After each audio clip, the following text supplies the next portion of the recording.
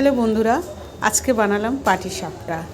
তো এই পাটিসাপটা বানানোর জন্য প্রথম যে উপকরণগুলো লাগে সেটা হচ্ছে 1 কাপ ময়দা, হাফ কাপ সুজি, একটু নতুন যে পয়লা গুড় উঠেছে পয়লা গুড়, আর দুধের প্যাকেট, আর সামান্য পরিমাণ এলাচ, আর খুবই সামান্য পরিমাণে নুন। তো এই গুলাটা দুধের সাথেই গুলতে হবে। যদি আপনারা মনে করেন জলের সাথে গুলবেন সেটাও করতে পারেন, কিন্তু দুধের সাথে গুললে স্বাদটা খুব ভালো হয়। তো ওর সাথে গোলাটার মধ্যে একটু এলাচের গুঁড়োও দেবেন আর একটু পয়লা গুড় দেবেন, যেহেতু এখন গুড়ের সময়। তবে খুবই সামান্য পরিমাণে গুড়টা দেবেন, বেশি গুড় দিলে ননস্টিক থেকে পাটিসাপটাটা তোলা যাবে না, আটকে যাবে। তো এইভাবে আমি গোলাটা গুলে নিয়েছি।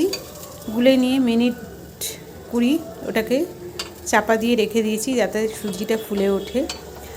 তারপর একটা ননস্টিক নিয়ে 1 হাতা হোক হাফ হাতা হোক গোলাটা দিয়ে দিয়েছি। দিয়ে আমি বাজার থেকে কিছুটা মাখা সন্দেশ কিনে নিয়ে এসেছিলাম পুর হিসেবে। তো আপনারা যদি অন্য কিছু নারকেলের পুর করতে চান সেটাও করতে পারেন। তো আমি এইভাবেই বানিয়ে ফেললাম পাটিসাপটা।